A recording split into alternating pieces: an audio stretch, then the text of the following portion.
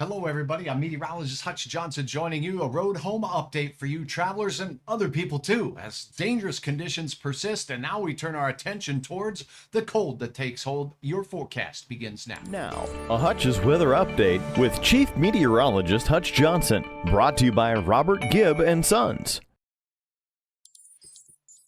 All right, I guess the most important part to get to here is going to be the active radar, but really is unimpressive as we head into the afternoon hours. We're just seeing these little streams of snow here and there, and they're waving like this back and forth across the area. In Fargo, I was out in a boat, and what I noticed was we get shot of snow and wind out here, reducing visibility even in town quite a bit. And then next thing you know, you look up and there's those darn blue skies again. And we do have winds that are gusting as well across the area. So bands of snow, persistent still in the Red River Valley. Why only here? Why is it not showing up elsewhere? It's happening elsewhere, folks, but that radar in Mayville right here can only see these shallow, cold clouds that only reach up into the atmosphere just a few thousand short feet. By the time we get just a little ways away from the radar site, the beam overshoots them. Now, let's take a look at these wind speeds. That's the story of the day. It's causing lofted snow. We do have these bands and streamers of fresh snow falling as well. Here's a look at the wind gusts right now. Woo-wee, 46-mile-per-hour gusts in Grand Forks and in Jamestown, 35 miles per hour up in that Cavalier area as we zoom in just a little bit closer. So Langdon to Walhalla, 38 miles per hour in Grafton. How about out at the air base, 47 mile per hour there, Emerado, 36, Crookston, no picnic at 41 miles per hour, Foston, 40 miles per hour, Thief River Falls, almost the same thing. Waskish, more trees, slowing them gusty winds right down to 30 miles per hour. We'll take any kind of help we can get in this situation. But you get down here towards Badette, and the winds are barking out there, and they have some bite at 44 miles per hour across that area. Here's a look off to the west, Jamestown 46, 30 in Bismarck. So the winds are quieting, if we can call it that, just a pinch. But we have had peak gusts today that were on the other side of ridiculous across the region. All this said, the gusty winds are causing blowing snow, and visibility is a problem. And I want to take just a minute to ask you a favor, if you wouldn't mind. Take a look at this. If you go to your site out here and you go to Hutch's Weather and search for me, you're going to see a little button right back here, and it says, please click this follow button. If you do that, that helps Hutch out a great deal. It grows my audience, and it gives me that opportunity to really grow and have Facebook deliver my product to more folks. So would you do that for me? Thank you so much. Now let's talk about this mess. There is a whole host of watches, warnings, and advisories out there. I am not going to belabor the point.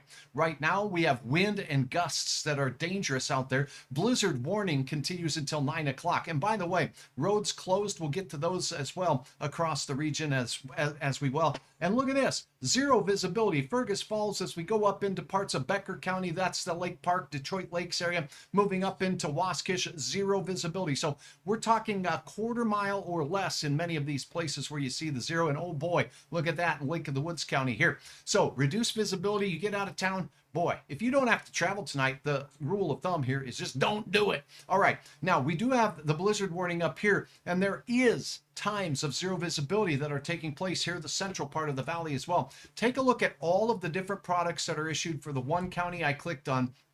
Let's click on the Fargo area here, and we'll show you the host of warnings that are in effect. We have winter weather advisories for Fargo for the next 4 hours for wintry weather. We have cold air advisories that expire in 5 hours for cold air and wind chills, and an extreme cold warning set up for other areas not far from us. And we also have this fancy old wind warning that's in effect for 5 hours. We're getting a little bit of everything around here, and it's really hard, but just keep this in mind. It's very windy. We all know that. That's causing blowing snow to go over roads and really decrease the travelability of your route. So you want to make sure you know the best route to go. You want to know whether it's safe to travel. You've been asking me questions all day, but let me show you from the seat or hood of a car what it looks like out there, because right now we have terrible road conditions here where we have the snow, and I got to thank my viewers who have taken the time to upload photos. Have you uploaded photos? Don't do this while driving. That's not the point. I don't want anybody out there having accidents. Have your passenger take some video for you and upload it when it's safe to do so. Check this out. Let's go right to it. Now, we do have roads that look like this. Richland County, this is way south. Christina here sharing this in open country in Richland County. You cannot see, look, count the little yellow lines with me. I see, well, let's see, let's count together. 1, 2, 3, 4 lines, and that's it. So, visibility is not very good. Let's just leave it at that. It's ridiculous. Thanks, Christina, for uploading your photo. What are you seeing? Angela says, oh my goodness, this is fertile. This is Highway 2 between Crookston and Fertile, and that, again, count the white, not white lines. There's one white line. All right. Yellow lines, 1. Okay, you can see a little bit farther than that, but we're talking measurements in feet. Okay, we're not talking about miles here, but in feet. All right, now let's go ahead and take a look at this video. This is awesome. Thank you so much, Brad, for uploading this south of Crookston on 75. So northwest and western Minnesota, this is what you're driving through as you're getting out of town just a little bit. Notice there's blue sky up at the top of this puppy. You see that? But blowing across here is that, well, that lofted snow, like we talked about, that sneeze-worthy snow, the powdery stuff. And then you get out of it and it's like, okay, I can see for a bit. But the conditions change even in a few seconds of video shared here by Brad. Once again, thank you, Brad, for uploading your video there of what you are seeing south of Crookston. This was a picture that Brad had uploaded here moments ago. And look at this, in between those treed areas as well, you get more snow that tends to loft onto the road surface thanks to those trees sometimes. So keep that in mind as you're rocking through. Hey, let me see if I've got any questions. Betty says, looking nasty near Cormorant. I'll bet it is because we have some wind going on out there. We're going to take a look at those road reports for everybody right now, Betty. Peggy, what do you think about driving Detroit Lakes back to Fargo tomorrow? Tomorrow, the winds should be a little better by tomorrow morning. They're going to be gusty all night long, so just ridiculous. Gwen, thank you for your question. Sean, appreciate having you. Looks like snow is falling here in Perham, but no radar return. Assuming it's blowing up from the ground and carrying away. Yes. And Sean, the same thing I was just talking about. Is basically that radar beam starting in Mayville. It goes up at an angle, and these clouds are shallow. So if you think of this fist as the cloud, it goes through, it measures snowflakes near the radar site, and then you get away from the radar site, you get above those snow-making clouds. Summer clouds are different story. They billow up in the sky and the radar can see them for over 100 miles sometimes. Not the case in winter. You know what I think? I vote for more radars. Do you? John, thank you, by the way. Dunn Blazers Painting. You can find out more details about them on hutchesweather.com. I sure appreciate your business. Now let's take a look at some more details here. Lisa, sure glad to get rid of the wind. No kidding. It is January. It's kind of normal, but this kind of cold is abnormal. Otter Tail to Battle Lake was tough winds blowing on 78 and no plows yet. The plows and our road workers are doing the very best they can. Thanks for watching from Moorhead, Shirley. I sure appreciate you. Okay, now I think we've handled a lot of these questions. Drove to Moorhead to Ada around 2 p.m. and it was terrible. And as you see here, that's the case. Let's get to the road reports for you. Now, I do want to point out too, you see this on hutchesweather.com right at the top line. Let's give a round of applause to my good friend Joe. Joe has designed this website even better than my expectations. We want to make it one-stop shopping for all your weather needs when you're here. When the weather gets nasty, we're here to provide you the information you need to make the decisions you need to make. Road conditions. You head up there, you push the button, and this is what you're going to see if I can pull it back up here. And what you're going to see is a link to all of these different states or provinces so you can get the latest in road conditions across the area. You see that? That is a tool right in your hand. You can load up hutchesweather.com right here on your cellular or mobile device, and you can get this information even while you're traveling, and it's been changing all day long. We have crashes reported still across much of the region. Each one of these asterisks you see here is a crash that's taken place. Let me go full screen with this North Dakota thing. We'll get some views for you of the North Dakota road conditions and the report now. The purple counties that you see here, that's a travel alert. It means it's kind of tough traveling out there. And we have wind gusts that are still over 40 miles per hour in many of these locations in the James River Valley. Yellow roads are icy and slippery. Purple roads are snow-covered roads. So that's what we have going on here. These red candy cane roads, no travel is advised in these areas. So we're talking about you folks up there in that Rolla area. If you're in Rolla, this is what it looks like not far from you off to your west. Look at that, blue skies out there, but it is icy. So out to the west, as you get a little bit closer toward that Bottineau County area, the wind is not quite as strong. And take a look at this. It's Clyde, Highway 5, snow still blowing. Look at some breaks in the clouds out there. Those roads really polished, but at least I'm happy to see that some of the visibility is improving here. Look at this icy juncture. Woo-wee! This is a look here up in east North Dakota on Highway 5 near Langdon. Look at that ice skating rink. Whoop, there's a vehicle out there. Now I can tell you this, no travel advisory means it's better if you're not traveling on these roads. These roads are not closed, so there's no fines for you.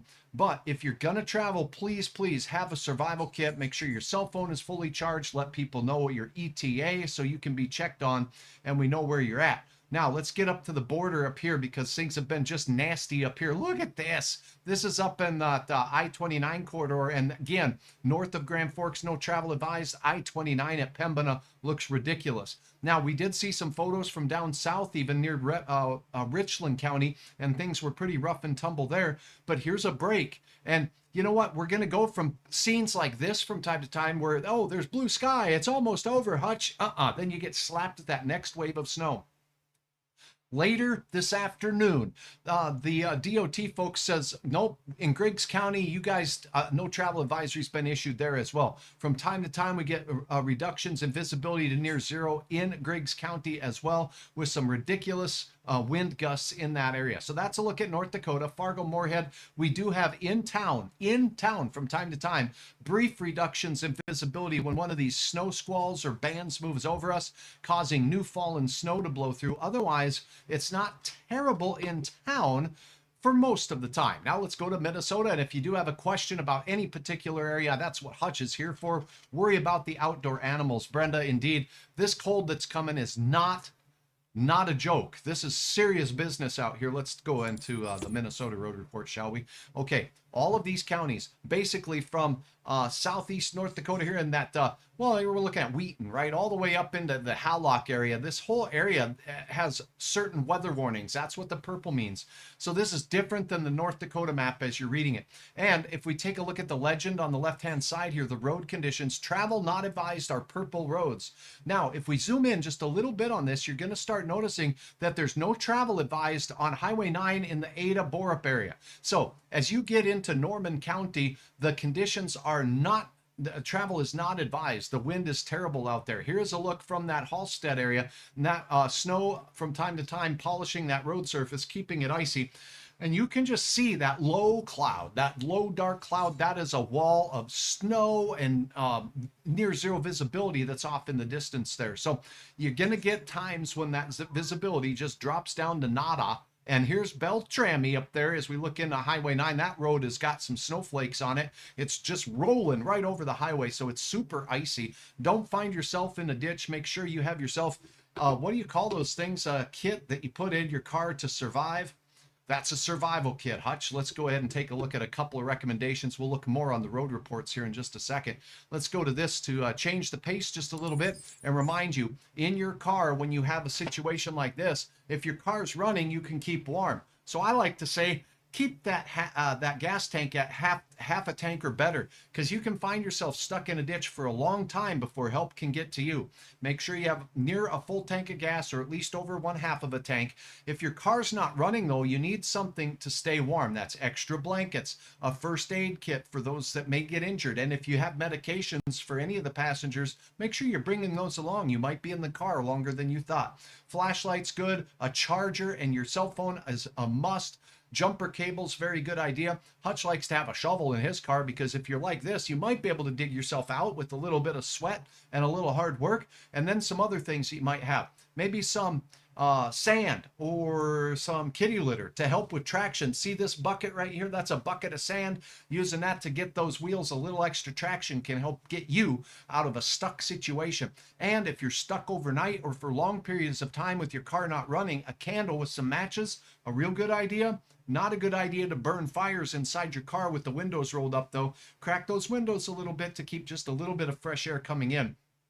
if you do need to burn some candles. So again, that's your winter survival kit. Now back to a look at some of these road conditions. Once again, we're going to go back into Minnesota and really quickly go through a scene here. Now, anywhere you see blue roads, those roads are partially covered with snow. The pink asterisks here, those are crash reports. So let's get to it. Let's take a look in northwest Minnesota where the blizzard warning is going on. Here's Lancaster as we look up in the Northland here. Now, the visibility has improved pretty good up in this area. That's very, very good news at this particular time. But as we look out towards Emerson, St. Vincent, this is not good. Okay, so you're going to have still blowing levels of snow there. So it really depends on picking and choosing where you're at here with regards to what we're seeing. Donaldson was improved over what I saw a little earlier this afternoon.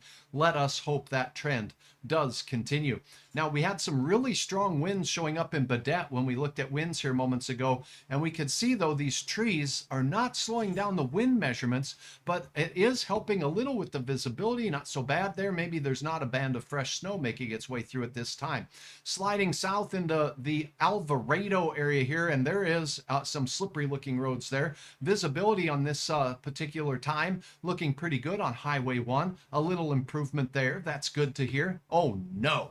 This is East Grand Forks between, say, Fisher and East Grand Forks, and that looks just ridiculous right there. You don't want to be driving through this if you don't have to. You're going to get breaks, but be prepared.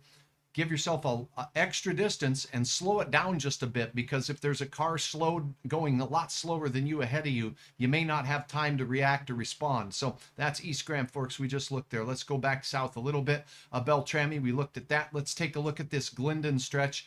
There's pink on Glendon. Okay, here is well, this is the Highway Patrol Center out here on the east side of Moorhead, right? And that's busy traffic there and reduced visibility blowing through Moorhead right now.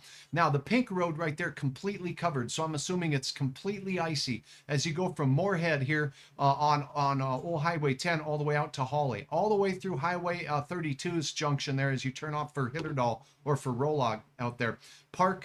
Lake Park looks like this as we take a look at what's going on Highway 10 a little farther out to the east. Some low clouds from time to time. And Sean, this is a good example of the clouds up top here, kind of up at the top where you're starting to see some breaks in the clouds. They're pretty shallow clouds. The snow falling out of them, falling out below that. A little bit difficult for the radar to see at long distances there. Pretty cool meteorology stuff, but it is something that it really can fool you, right? If you're trying to make a decision on what you're seeing on your app's radar or listening to good old Hutch here. Now, Ottertail, look at the road in Ottertail, Highway 78. So very snow-coated roads out there. And you're right, some of you had reported that it didn't look like the plows had come through all the way. They're making their rounds, I'm sure, and they're doing their best to keep those main routes going for all of us out here. Thank you so much again to all of those who are just working around the clock to keep our roads in good shape out there. Thanks, DOT crews and city workers and plow drivers for getting these roads cleared out. If you don't have to drive, don't. If you end up stuck, it could really slow down the road cleaning procedures out there. So that's what we have going on. If you're heading down to the cities, do note this. Let's take a look at a couple of sites here. I do want to get out into the Alexandria area here and look at that. Huge and stark difference. It's windy, folks, but as far as visibility goes, there's not a lot of snow that's flying in the air at this particular time. Here is the, well, look at that. That's Highway 78 at Ottertail there. So that's, I think, oh, my mistake. I think I just looked at that. Farther down the interstate as you get toward St. Cloud, we got green. Green means seasonal roads. Look at this at the old Big Spunk rest area. Rest area number 3, looking pretty good. A good place to rest after you drove through the white knuckle stuff here in the western reaches of Minnesota. That's what's going on right now, and our forecast looks like this. So we're going to look at the latest model together, and I will look at some questions. Crazy indeed, Brenda. Somebody else says Minot's getting rain, question mark. Let me take a look at that. No way that I believe that it's getting rain in Minot right now, but you know what? If there's an upper level little bubble of warmer air, we might be getting some, but temperatures up there are not too conducive for rain. Let's put it that way. Here's a look at our current conditions. Wind gusts in the Minot area look to be, oh, let's see here, 33 miles per hour. Temperatures in Minot at the surface, 14. It doesn't always rain when it's this cold, so even if we have a raindrop above our heads when it falls down to the ground, I don't think so. Let's take a look at some other features out in that general vicinity. I'm going to go to a single site radar view, and we'll look at that, and we're going to take a look at the closest radar to the Minot area, and that would be Deering, the Deering radar out here. And there is some precipitation splashing through. Is it rain? I have a hard time believing that it is. It's so cold at the surface. If anything, it might be freezing rain, but boy, they've had some slippery roads out in them parts as well. So there's people out there in Minot. I don't know if you're in Minot. Get outside. Let me know if you're seeing raindrops falling from the sky. But meteorologically, it doesn't seem to be too conducive for that. Okay, now let's go ahead and take a look at the forecast here together right quick. And then we'll wrap up this long-winded update for you. But there's a lot going on here. And the weather is really going to turn cold, dangerously cold, folks. There are cold weather advisories.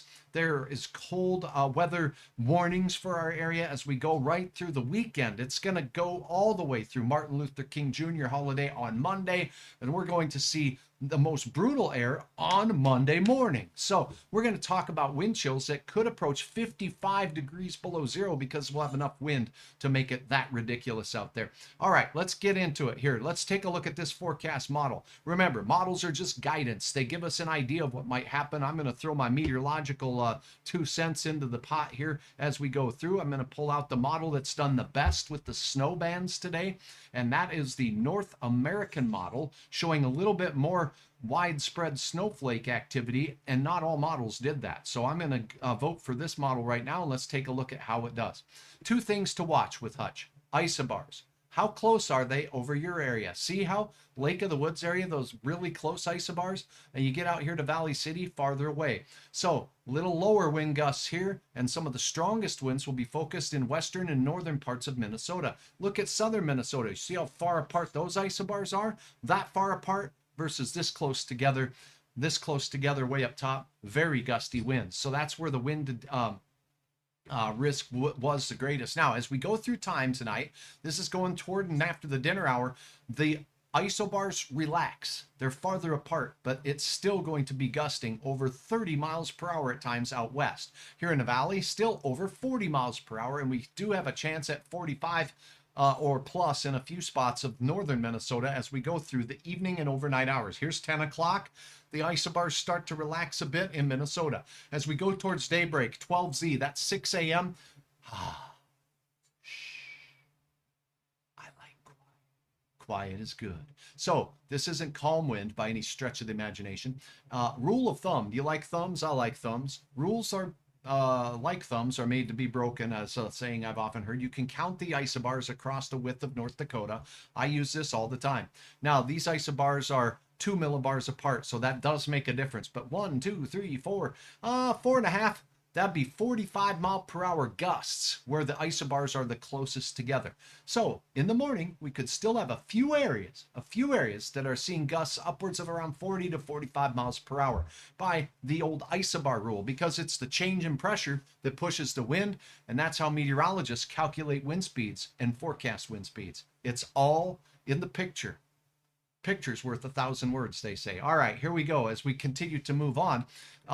Not much more additional snowfall. The wind stays northerly. It stays strong all the way through Saturday. Temperatures falling all day. All the way through Sunday, temperatures getting ridiculous. By the time we get to Sunday morning, we still have winds on Sunday morning as we rise and shine.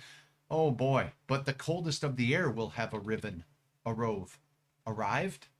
One of those is correct. All right, as we continue through the day, wind chilly weather continues, and finally a chance to warm up as we go into that Tuesday night time frame, as we start to see a return of some southerly flow. That's your forecast. How low do we go? I'll review that for you here in just 1 second.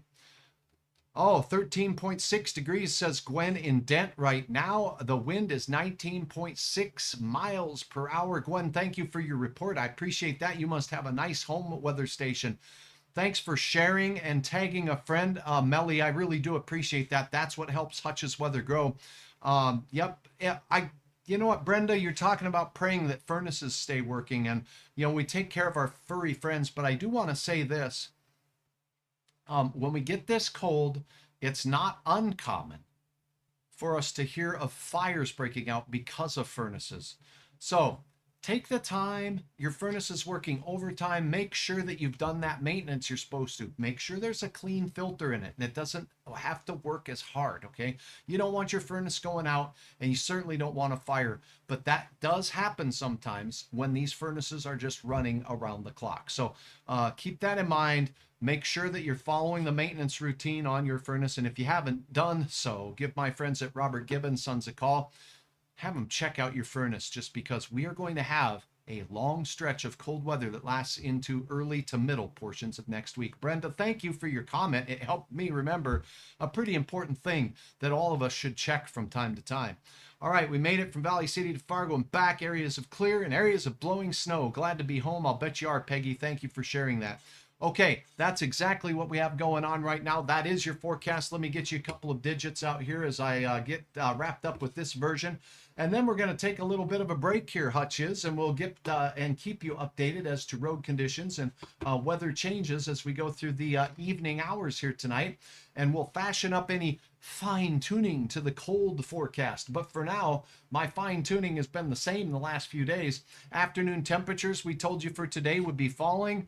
Check. That happened. We started out in the low 30s. Now we were actually closer to the mid 30s today. Check. That happened. 19 was the forecast for this afternoon. Oh, what are we at right now? Let's see. It's not very warm, I can tell you, but we had to have been close to that at 4 o'clock. It says right here 16 Jamestown and Fargo 16. So, pretty close. Not a bad forecast there. 55 mile per hour winds. I'm sorry, we hit 65 or close to miles per hour today for a peak wind gust. So now let's take a look at your forecast then as we go into the night tonight. By the time we get to Saturday, temperatures will continue to fall. I do expect morning temperatures to be near zero, but still steady to falling throughout the day. Christina, I hear you. Not my favorite weather either. Now, this is Uncle Frosty Beard, okay? And that frost comes from condensation on the old mustache there from our breath, right?